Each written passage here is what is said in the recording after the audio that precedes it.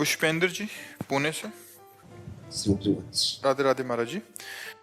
महाराज जी, कभी कभी अज्ञानी मन एक प्रश्न करता है। महाराज जी, अभी आपने जो कबीरदास जी का इससे पहले वाले बैच में उदाहरण दिया था कि उनके गुरुजी ने राम राम बोला सीधा तो उन्होंने स्वीकार किया, तो कह रहे कि मोबाइल, हमने तो मोबाइल टीवी के माध्यम से ही सुना है, तो महाराज जी तभी नाम जप करना शुरू किया, तो एक ही प्रभाव होगा महाराज जी? हाँ, क्योंकि मानना ना कि हम इन संत के मुख से वचन सुना और उसी को किया, तो मानने से सब कुछ, चाहे पास से मान लो चाहे 1000 कोस दूर से मान लो, आपने मान लिया ना कि हम अमुक संत के मुख से अमुक नाम सुना और वही नाम जपने लगे, तो वही भाव आएगा। मानने से होता है। अगर हम माने ना तो पास रहते हुए भी बात नहीं। भगवान की बात नहीं मानी दुर्योधन ने, भगवान स्वयं समझा रहे हैं, तो अगर नहीं मानी तो कुछ महत्व तो नहीं। वो भगवान को भगवान ही नहीं मानता था। तो मानने से है, हम दूर से मान लें तो वैसे ही हमारा कल्याण हो जाएगा, वैसे ही बात बन जाएगी। कृष्ण कुमार जोशी जी।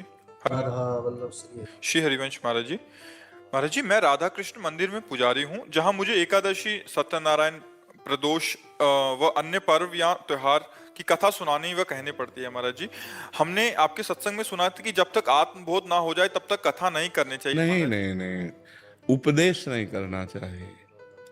उपदेश और कथा में अंतर है। कथा में हम जैसे सूत मागध बंदी जन अपने राजा का जस गाते हैं, ऐसे हम भगवान का जस गान कर रहे हैं। उपदेश करने का अधिकार उन्हीं को है जो स्वयं माया मुक्त है, जो स्वयं भगवान को प्राप्त हैं या प्राप्त करने की दिव्य लगन में लगे हुए हैं, लेकिन भगवान की कथा कहने के लिए नहीं। भगवान की कथा कहना सबका अधिकार है। सब प्राणी, किसी भी जाति का कोई हो, भगवान की चर्चा कह सकता है, भगवान की चर्चा सुन सकता है, क्योंकि भगवान अपने हैं ना। हाँ, जब उसका अनुष्ठान आएगा तब फिर उसमें पद्धति आ जाएगी।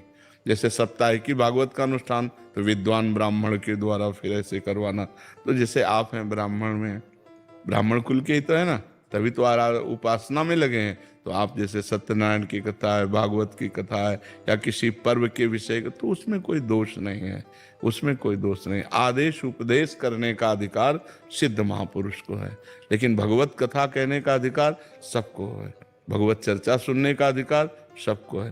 परस्पर भगवत कथा करना या अनुष्ठान की भगवत कथा करना, उसमें भेद हो जाएगा।